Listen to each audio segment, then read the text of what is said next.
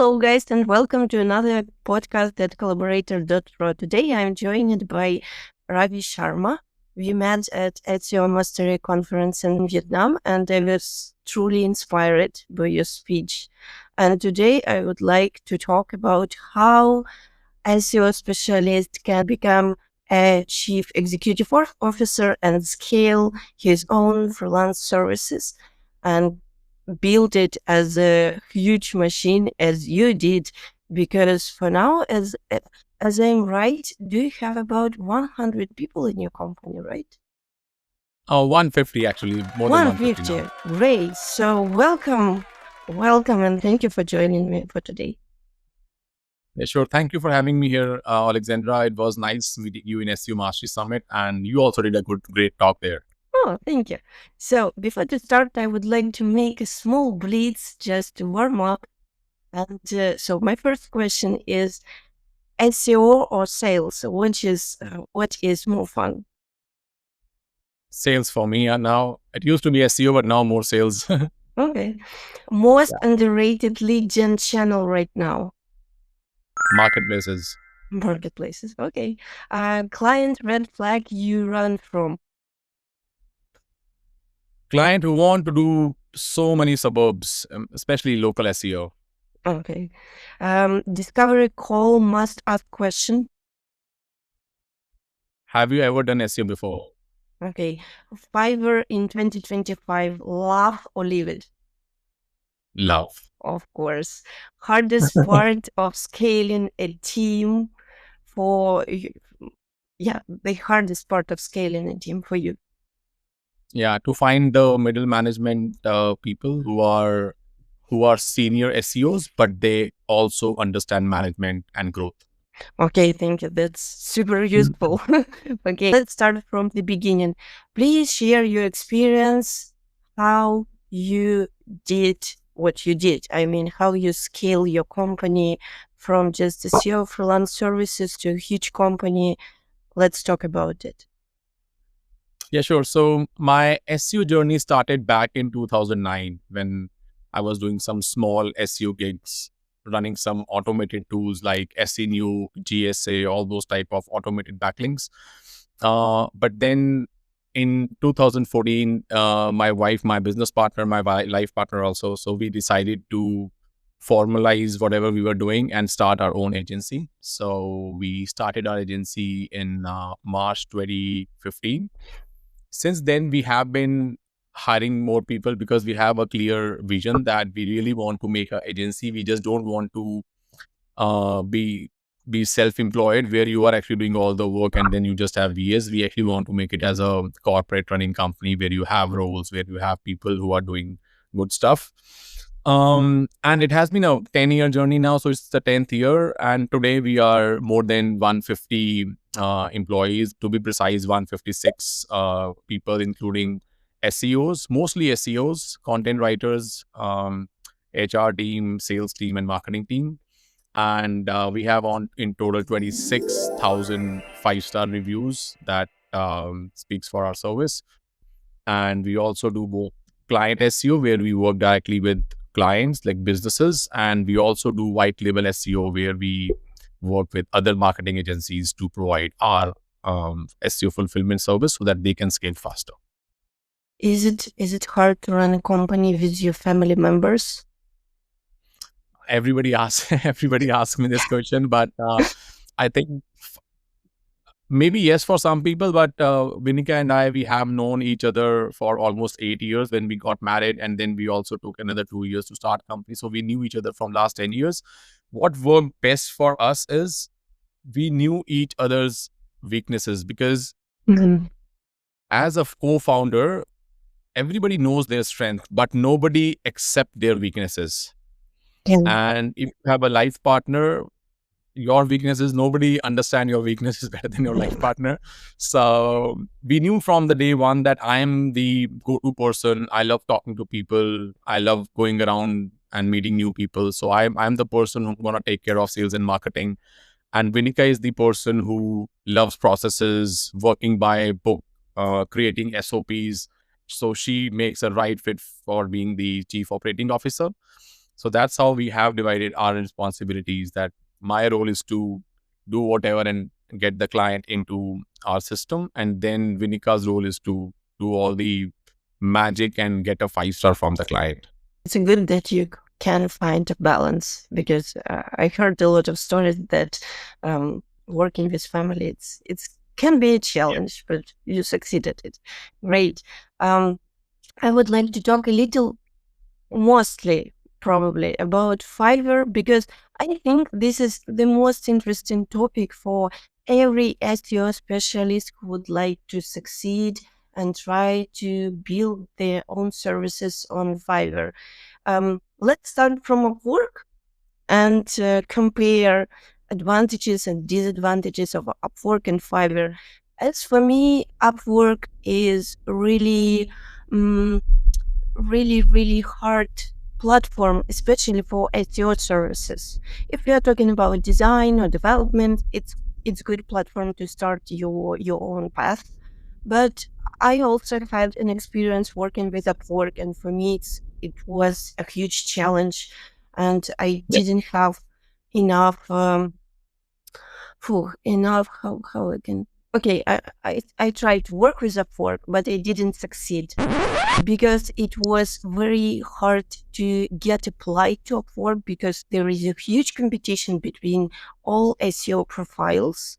And Yeah. when you start, I started my Upwork in 2020, and I waited for moderation about 8 months.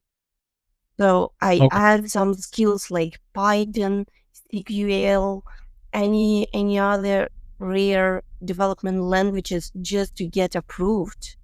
But then I had a lot of problems with customer support, etc. So I decided to just delete my account at Upwork. What do you think about working at Upwork for SEO?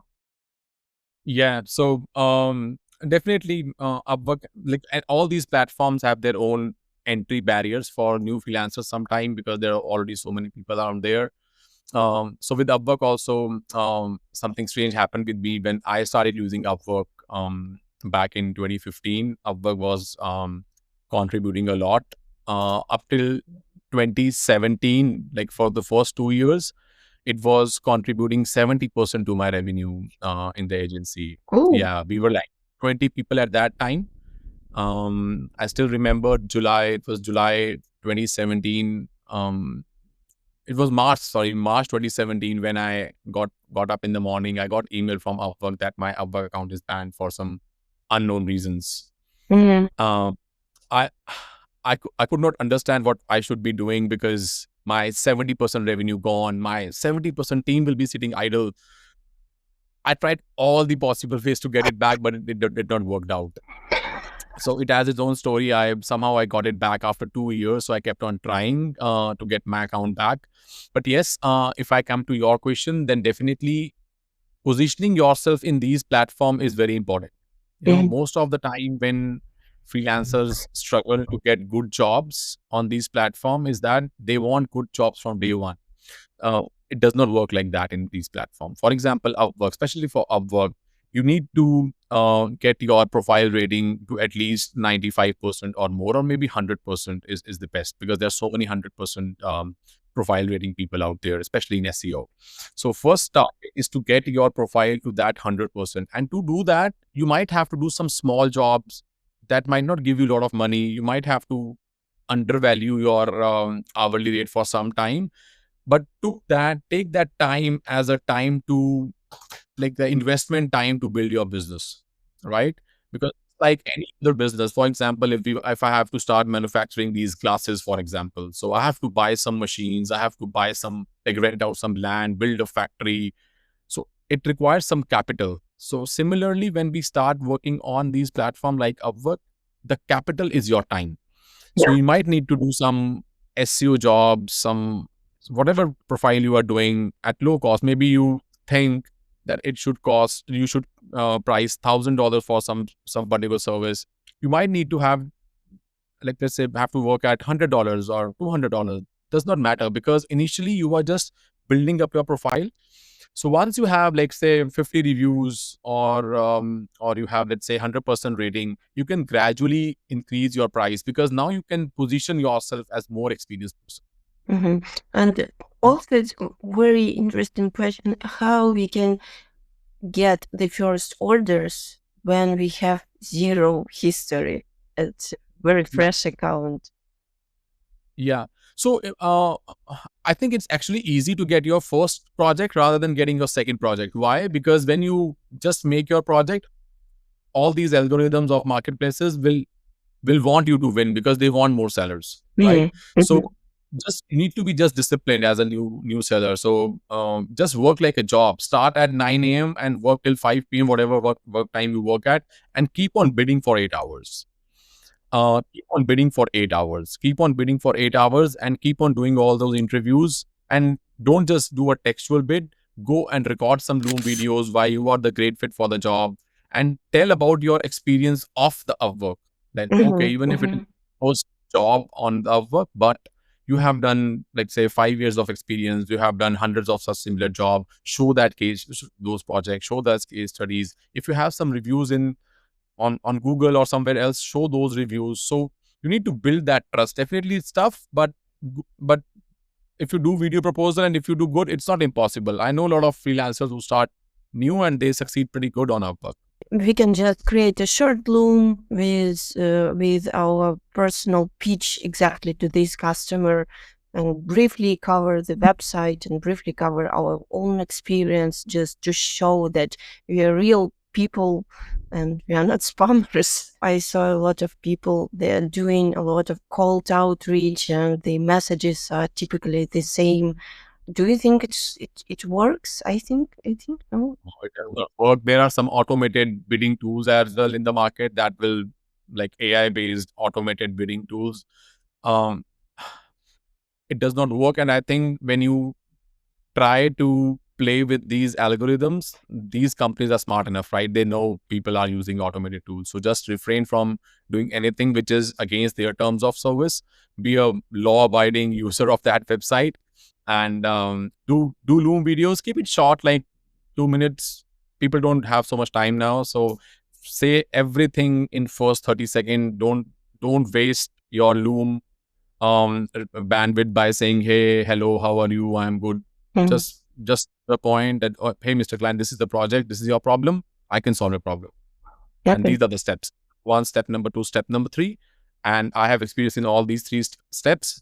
This is the example for step number 1. This is the example for step number 2. This is the example of step number 3. I have these many reviews. I'm more than happy to jump on a call. I'm available 9 to 5 your time. Okay, good. So when you were banned on Upwork, you go to Fiverr, right? Yeah.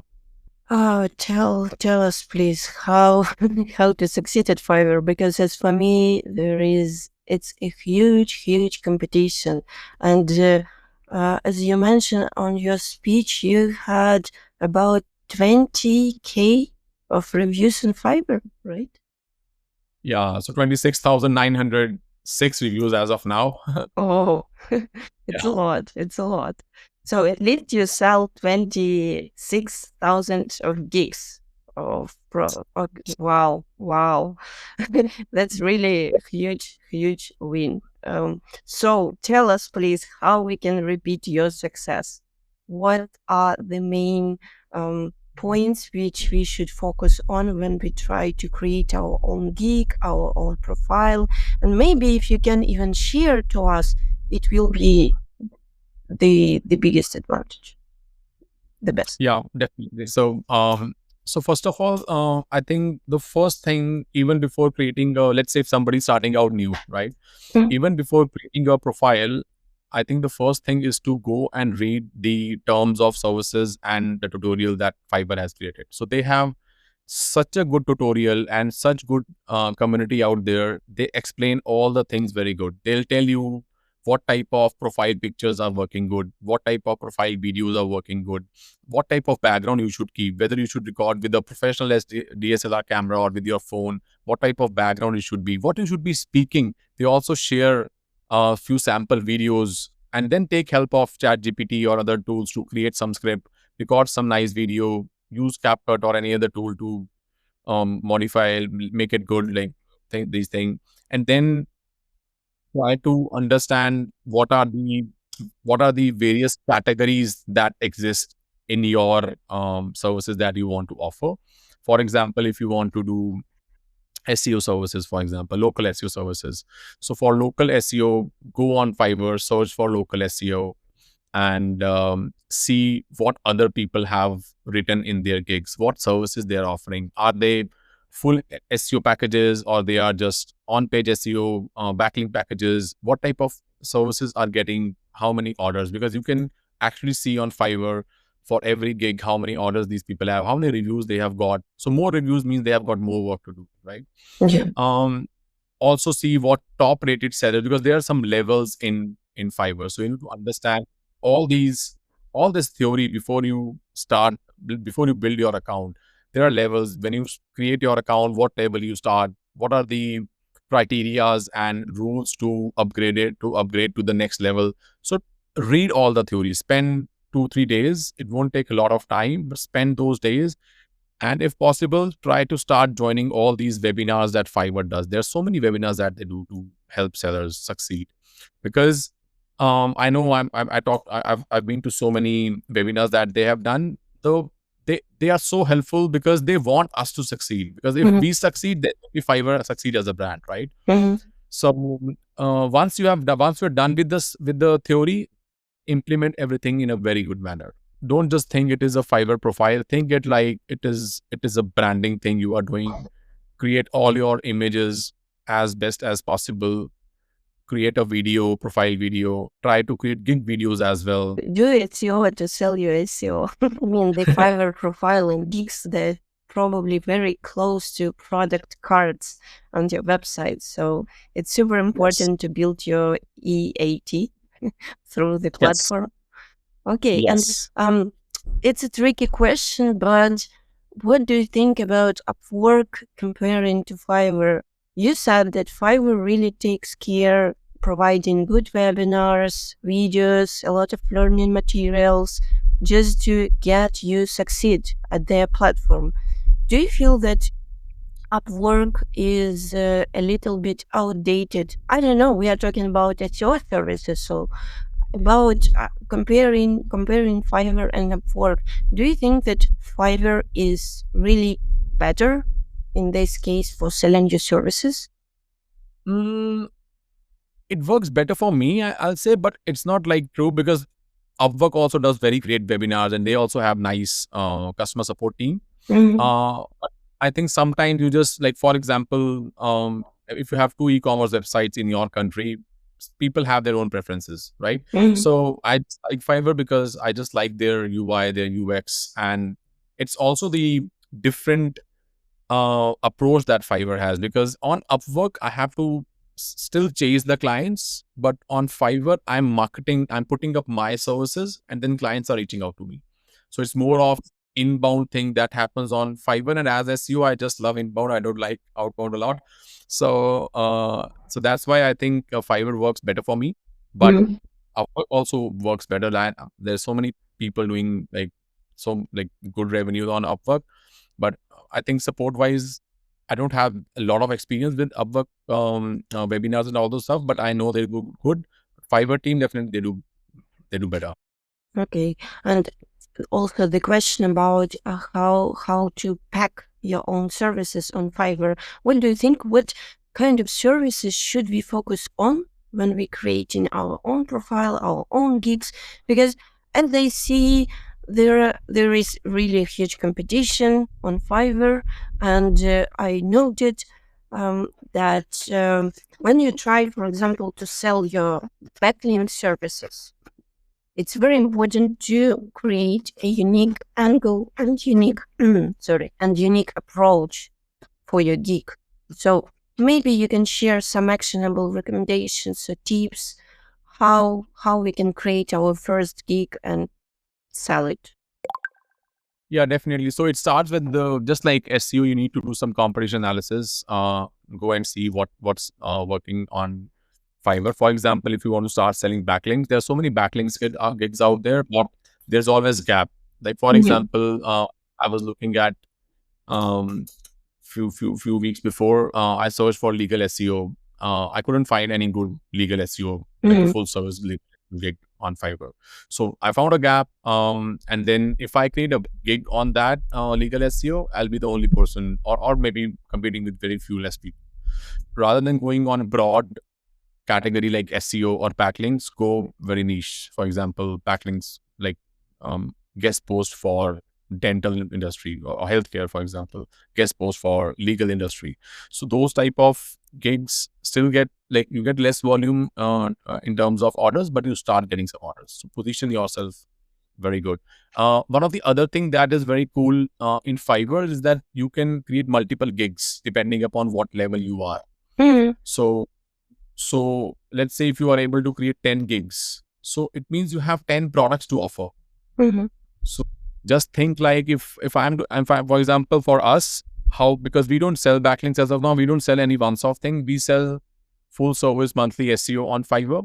So we have a gig for SEO, we have a gig for e-commerce SEO, we have a gig for US businesses, we have a gig for Canadian businesses, for Australian businesses. So we have categorized our SEO in a way that it relates to the people who are searching the particular keywords on the platform. Yeah, I have, maybe it's a stupid question, but I have an idea. For example, I would like to sell dental services, SEO for dental services, or SEO link building for dental clinics, right?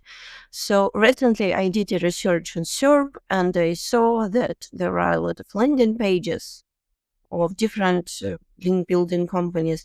But what if I can analyze Fiverr as a CEO and find a gap inside the SERP? Because as I understand, I can use Fiverr as a kind of parasite SEO to be ranked on the SERP by my target keywords. For example, I can find some kind of niche which I am expert in and try to build some kind of parasite SEO on Fiverr, because Fiverr has huge authority, so probably it will be ranked in top 10. What do you think about such kind of ideas? Does it work? Yeah, definitely. This is the best approach, I'll say. Just go and find the gap and create the gigs there. Because once you find the gap, even though you'll get less number of orders, but you'll start getting more reviews. Once you have 500 reviews, let's say, then you can go and build broader gigs. And then you also need to create some supplemental offerings. For example, if you have a gig for, let's say, link building for dental clinics, you got an order from a dental clinic. Think what else they would need, because now they're your customers. Whatever they need, just create a gig for that particular service as well. So you need always. Okay. Yeah, maybe they need some digital PR, for example. So create a digital, you can do digital PR for them. Or maybe they need some link insertion. For example, guest post for dental clinic can be another gig. Link insertion can be another gig. So you always cross-sell these services and increase your multiply your one order into 4 orders or 5 orders. So split every kind of work to different gig and try to pack it. Okay, good. Now I would like to talk a little bit about lead generation, how we can close the deal from the first call with a client. What are the most important steps we should follow? Just as a lead generation as a concept, or on Fiverr? On Fiverr. On Fiverr, yeah. So it's almost similar to the concept, because what happens is you'll get a message from a client that they want to work with you, right? They'll have a question or something. If they don't have a question, sometimes clients just directly order your cake. It also happens for 20% of orders, at least for me, when clients just order it and we just start working. But most of the time, 80% of the time, you're going to have some sort of message from the client. They're going to tell you some sort of problem they have. And then the best thing is just to give a teaser, don't give the whole solution, just give a teaser of a solution and show that you have the authority and invite the client for a call. So Fiverr has inbuilt Zoom capabilities. You can just start Zoom call right away there and by clicking just a button. So invite client that, hey, Mr. Client, hey, Mr. or Miss Client, I have the solution for your problem. For example, if you're a dental clinic, we can do SEO for dental clinic. We have worked with so many dental clinics in our experience in the last 10 years. Let's jump on a call and let me explain you how we can help you. And you know what? I'm available right now if you want to do the call right now. The most common problem which I see with a lot of businesses is they always ask client, let me know a good time to talk. Mm. When you say, let me know a good time to talk, you are just giving a reason for client to escape, right? Mm. Don't just tell them, I'm ready right now. I can just click a button of Zoom. I've already sent you the Zoom link. I'm waiting for you on the Zoom call. If you're available, just let's jump on a call right away. When you do this, what happens is client will see that this person has a very great availability, because that's one of the things which really attracts new client. Number two, they can watch you, they can talk to you, they'll have like you, they can understand your personality, not just as you as a SEO, but also as a person. That is also very important to build a relationship in SEO. And third, you can also just close the client on that call. Wow. Don't go, like what we do is we don't go into a lot of audits and a lot of research. Don't believe in that thing because it's too complex for client. I think you need to create some nice discovery question, list of discovery question, like basic one. Client have some sort of SEO history, whether they were doing SEO before, or is it the first time they are thinking of SEO? What is their overall marketing budget? And out of that budget, what percentage will go or is going into SEO? And is it the budget that you want to work on? If it is, then just pitch one price to the customer that, okay, for your dental clinic, for example, in New York, it's gonna cost you this much amount of dollars per month. And looking at your, like from my experience, it takes on an average these many months or a year or 2 years, whatever the that number is. So this is what it is, and you can actually create a subscription on Fiverr right away. It's just a few clicks and just send it to the client. Ask the client to make the payment on the call. Don't let client close the call and try to book a follow-up call, because there's sellers out there who will bombard them with questions, and client will forget that he or she have even talked with you. Because next morning, if I open up Fiverr next morning as a client, I'll just respond to the first person who has sent me the message. So it's very tricky. Just try to get client on board that very right time. Okay. And any other red flags which we should avoid and do not do in any cases, such as, I don't know, follow up email letters after the call or something like this, which you recommend do not repeat in any cases? Yeah. So I don't believe lot much in follow-ups, because especially on Fiverr, because all my theory, my philosophy is that they're mostly SMEs that come on Fiverr, and the business owners of SMEs live their lives in hours. In a way, when I'm on Fiverr, I might have an hour and I want to just hire a SEO company, because next hour I might become my company's chief operating officer. I'll be working on operations because I'm the only person small business. Another hour, I'll become the chief sales officer. I'll be doing the sales for my company, right? So as a small business owner, they have very less time to take a decision and spend time buying SEO services. So try to close on that call. If they have an objection, try to leave some sort of impression so that they remember. Because if they are not buying from you, if they are disconnecting the call, chances are they're going to do another call with other freelancers. So just sort of hook that they remember you. So I like your idea with looms. I think this is the best, just to create a short video to be remarkable and to do kind of very, very briefly audit of the website or describe your proposal in your own words. I think this is one of the best pitch to get remarkable for client, because in most cases people just type in messages and providing like, I did this and this, but client probably, I think also from my experience, I think that the most important is to contribute the value from the first Yes. words.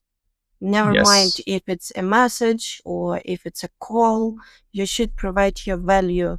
Like, hey, I briefly looked your website and I noticed that you have this problem and this problem, and I think we should focus on this. You don't need to create a full audit. You just need to show from the first glance that you know your job and you know where to look for.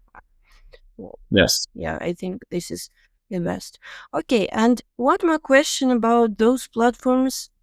I know, and probably you know, there is kind of popular tendency when you start working with a client through Upwork or Fiverr, and because of the high taxes and percentages, they try to continue work with you, but outside of Fiverr, directly paying to you.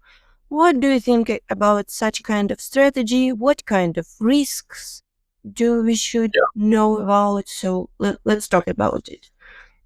Yeah. So that's the worst thing you can do on these platforms. So, yeah, because I'm not sure how they track, but these their software and their algorithms are smart. They can judge these things, right? So, like, Okay. so I have clients like on Fiverr paying for 2 years, 3 years, 4 years, Mhm. and every month 20% goes to Fiverr. That's okay because that's just cost of doing business, and that's the cost of acquiring the client, which you can imbibe in your offering, right? So never take clients off these platforms, especially Fiverr. I can, like, when talk about Fiverr, never take them out of Fiverr. um there are some times when clients start saying this, that, hey Ravi, I'm paying you, let's say, $1,000 a month, and you are only getting 800 a month. How about if we, if you can reduce the budget, we can work outside, and I can only pay 800 because that saves me also money, and you don't lose any money. So so Fiverr has a concept called Fiverr coupons. So we understand that client wants to save some 20%. So we take that 20% on us rather than going off the Fiverr. We just send them the coupon code that you can use this coupon code and you get 20% off. But we don't do that. If you found us on Fiverr, we will work on Fiverr forever. Mhm.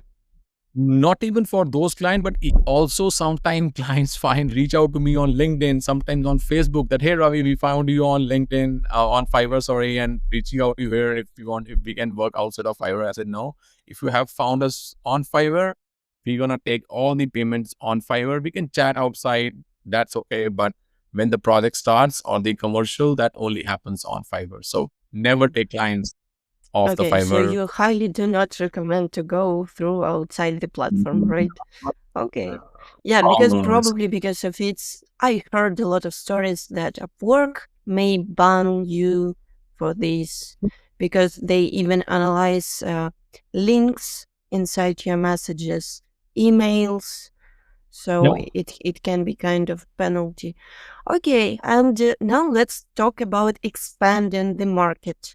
What market did you start work with, and what markets do you work with for today? In terms of like industry, we work industry wide. We never niche down to doing any industry, and we never started working with any particular geography as well. So, like, as of, we have clients from 78% countries of the world.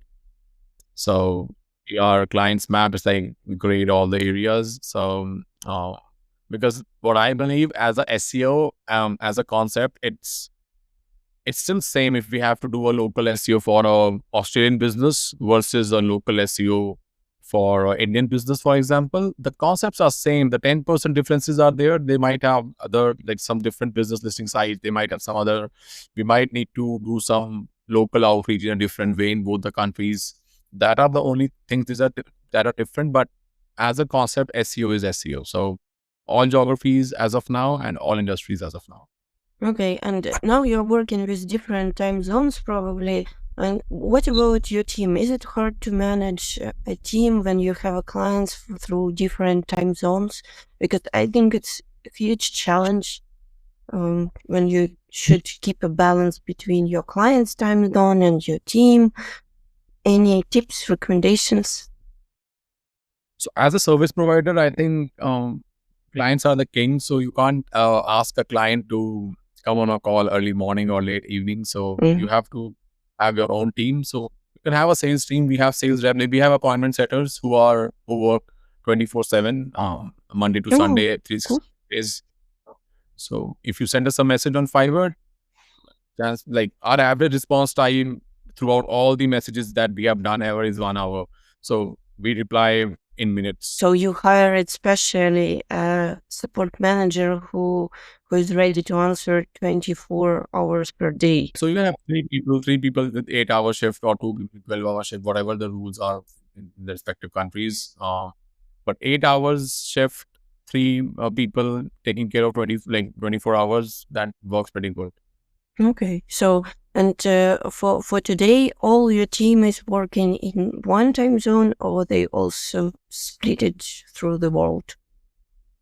Yeah, no. So sales team works 24/7. They have their own shift timings. The SEO team and all the other like operations team, they work 9 to 6. They work Indian time, like 9 to 6 daytime. But sales team, they have their own shifts.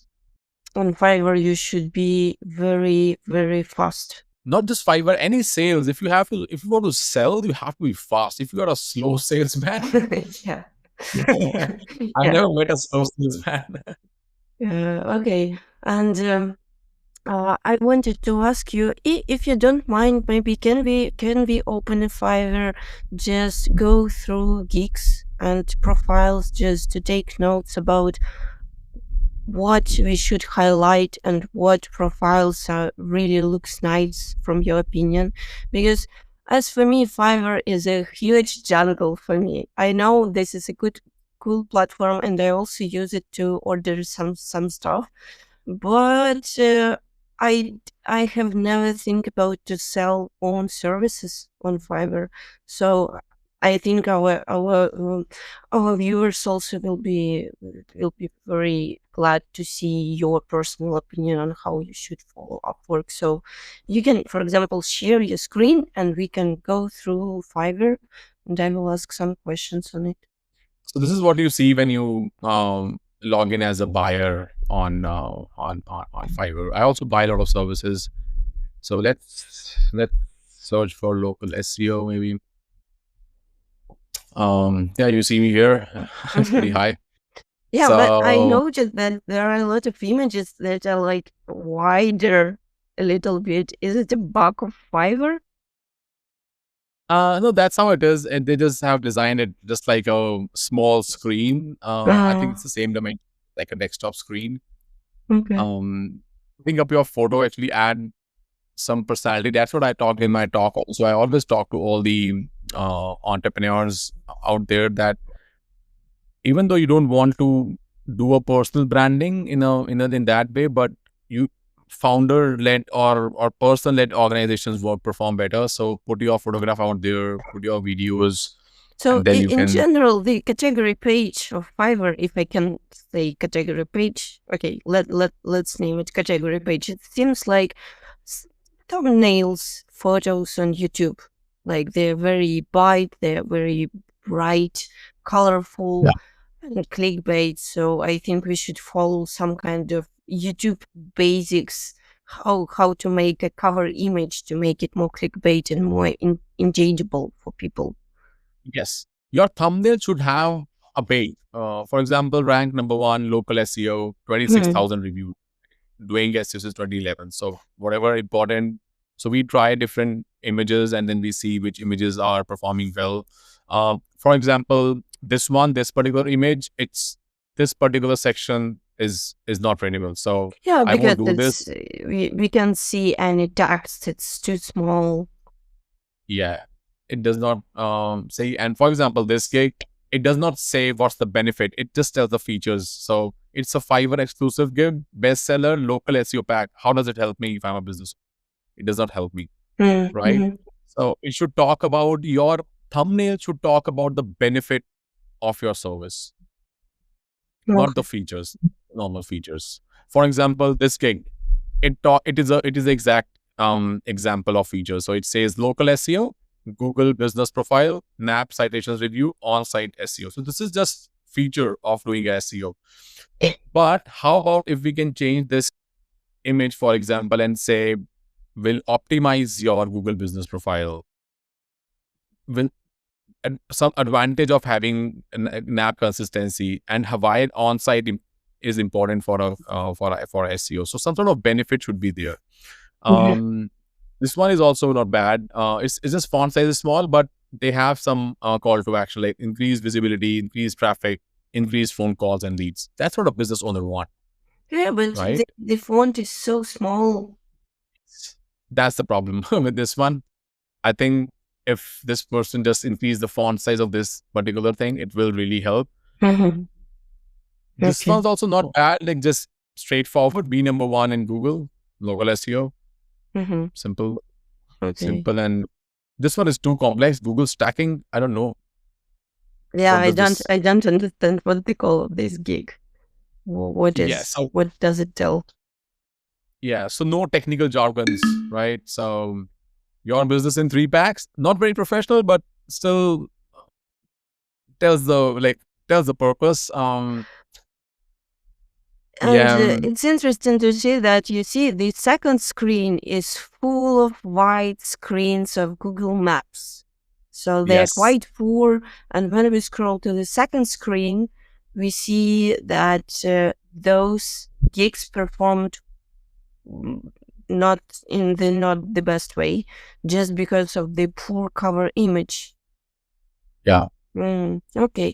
And can we click randomly on a few gigs just to show the good example of description, maybe yours, and some kind of bad example just to follow? But anyway, guys, if you would like to sell your own services, just found Ravi on Fiverr and just inspired by his descriptions. Yeah. So one thing that recently happened is I have to do a call today with Fiverr team. So they have made me the community leader for India or Fiverr. So I'll be more involved with the Fiverr community Oh, in India cool. forward. Yeah. Congratulations. Yeah. Thank you for that. So let's open up one gig. Let's open up this one as well. Let's open up maybe this one as well. They have like 1,000 reviews, so it's still working for them.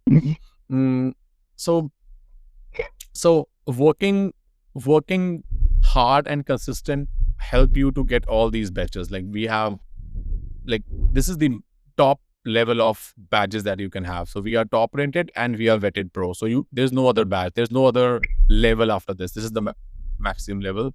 So try to work hard here.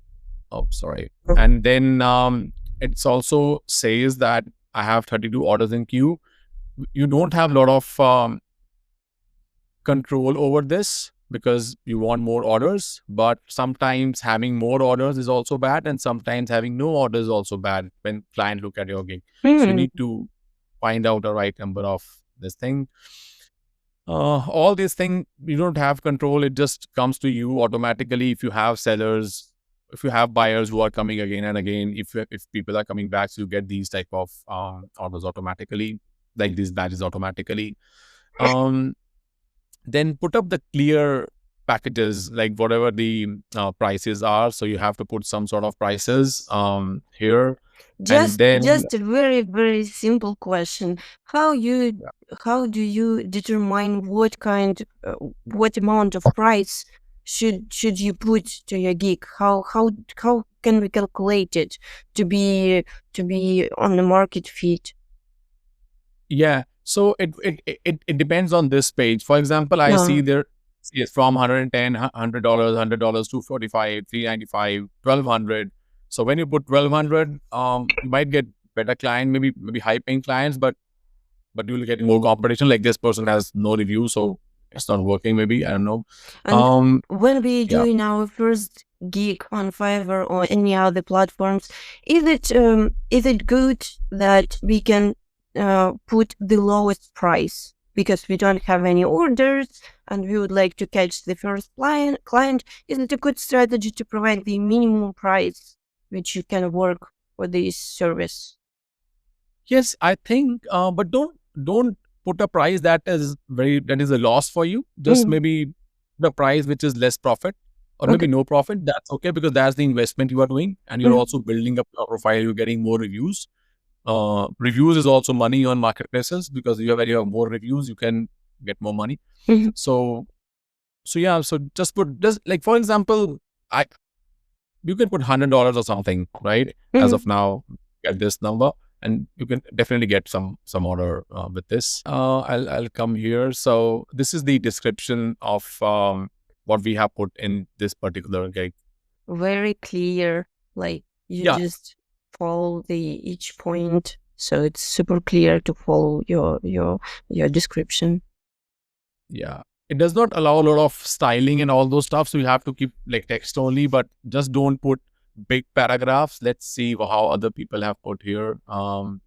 This one is actually better, I'll say, because they have pointers and they have actually do bold and all these things. This actually look aesthetically better, but it also is more technical, which a normal business owner sometimes won't even know what geo-relevant citation is. So don't use a lot of tech jargons. I suggest just use plain English that a business owner can understand. With these people, yeah. So I think they're doing something else, which I don't even know what Google stacking is. Yeah, I also don't understand what is it. Google Stack and what does it mean? Oh, so what they're doing is basically, so they are doing all the links Right. from Google, like Google Assets, Google Sites. I don't know if it still works. It used to work. It used to work before, long work before. I'm not sure, but maybe people will write in comments and they heard that Google sites already do not exist. Yeah, So a little bit outdated kind of service. yeah. So this is a different service that's not do this. So this one is not bad. They have better styling, but it's too complex, I'll say. Mhm. Let's try to see some other. Maybe let's try to see this one, because they are pricing their So services. just for now, I think that the best way to start sell on Fiverr, for example, to pack some amount of services in something very, very unique and small. Like if you are doing local SEO, please specify what exactly are you doing. Maps or just overall ranking or link or directories, like just pack it and pack it, because when you're a Yeah, newbie on this platform, probably it will be very hard to sell the full package service. yeah. And for that, you can actually take advantage of these categories and subcategories. So let's say if you want to start selling local SEO, just go to digital marketing, Mhm. go to local SEO, and then they're gonna tell you that they have two subcategories: Google business profile optimization and local citations and directories. Mhm. So rather than creating a gig for local SEO, create a local citations. For example, I can do 10 local directories for for Canadian businesses. I can do 10 local directories for US businesses, or Mhm. maybe Chinese business, whatever countries you can do. Start from here. You can see us here as well. This is also us. So this gig we have put a video. Video also sort of works nice. Oh, not bad. Okay. So and we go to, let's say, normal SEO. They have more categories there. You see, there's a subcategory for on-page SEO, Mhm. off-page SEO, technical SEO, keyword research, competitor analysis, full SEO package, voice search SEO. So Okay, so I'm just thinking about what if I would start Fiverr right now.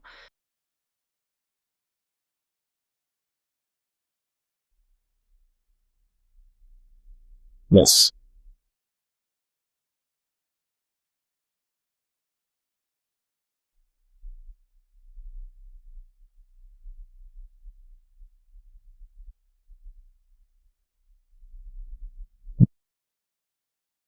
Okay, that's really cool. As for me, I really inspired. I would like to try at least to sign up. they have already added this category for generative engine optimization. So they keep on adding all these new categories that comes in, and then they also market it. We have not put a gig here. If you see, there are only 50 results. No, It's it's very not a less. lot.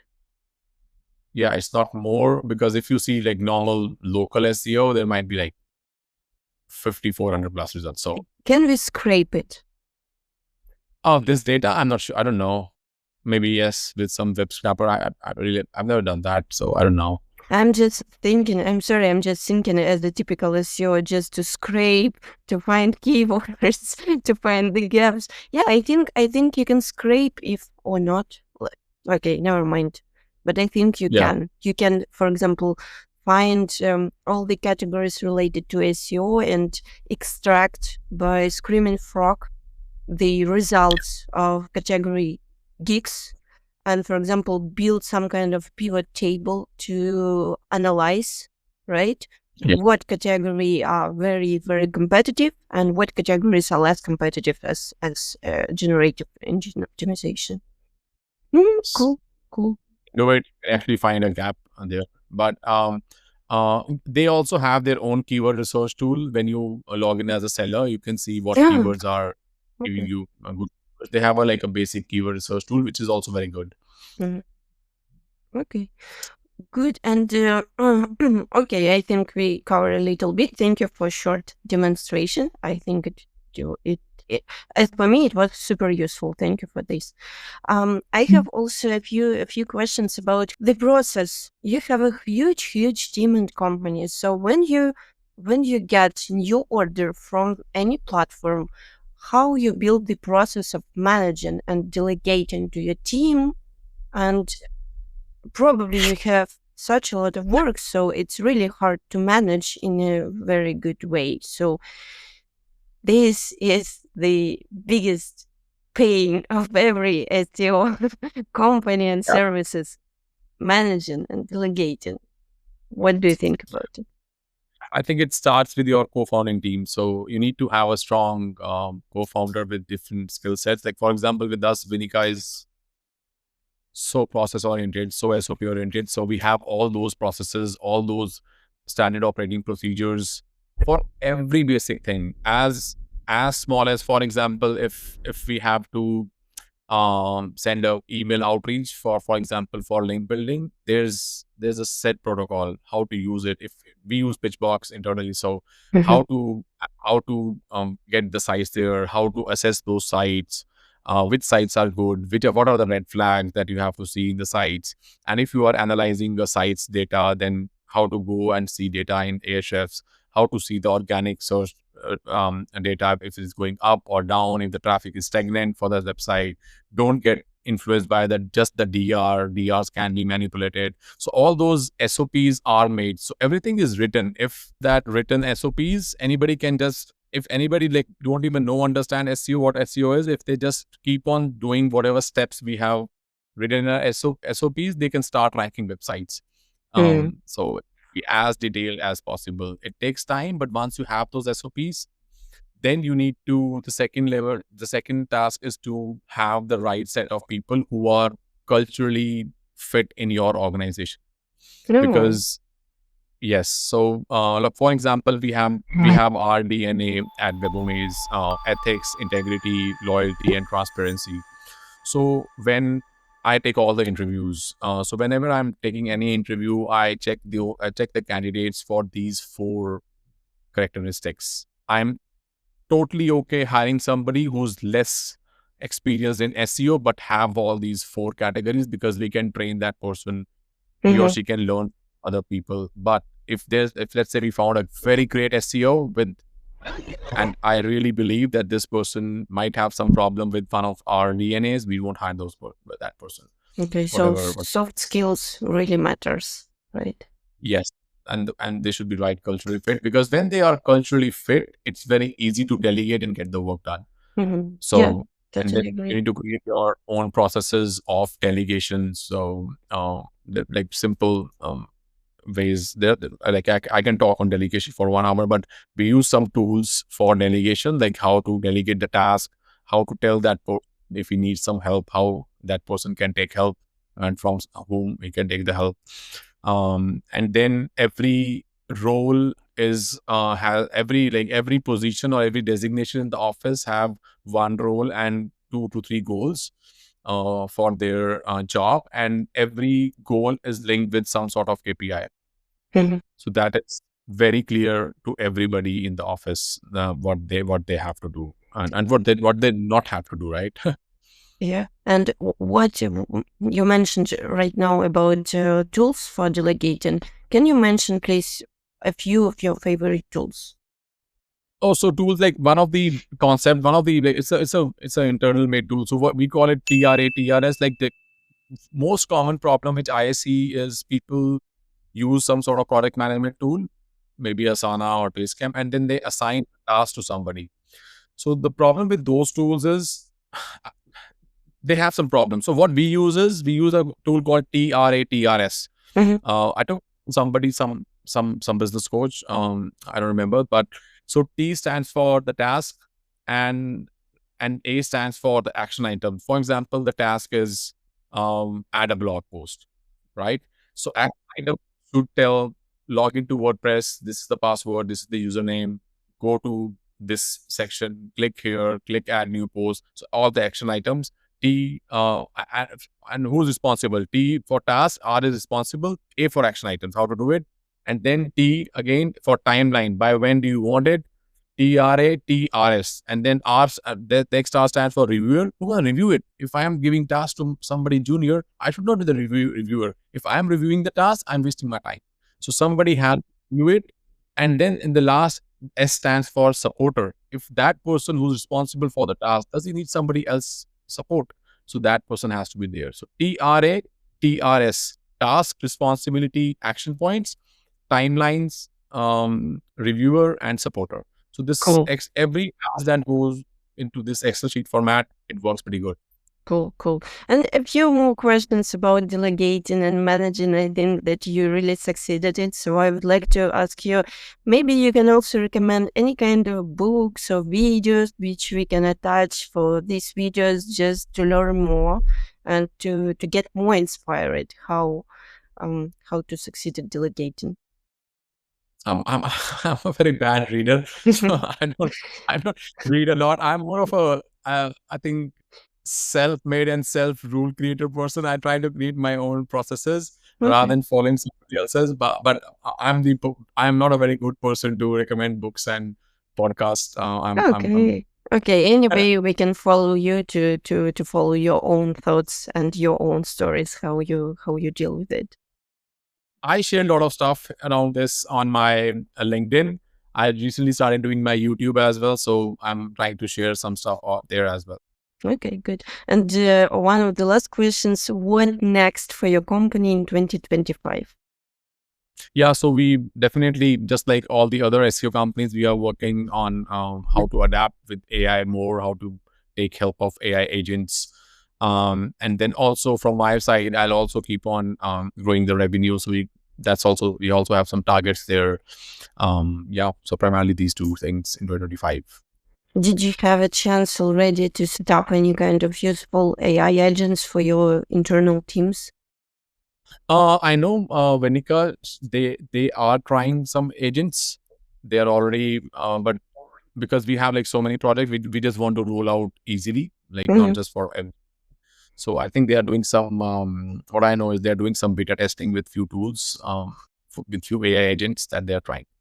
Okay, good. So I hope this video was useful. At least for me, it was useful. I'm really inspired. Thank you for joining us for today. And connect with Ravi on LinkedIn. Follow his other social medias. Follow his YouTube channel, and you can find his services on Fiverr. You know how does it look like. Thank you, and see you in next episode. Sure. Thank you, Alexandra. Thank you for having me here. Nice talking to you. Thank you.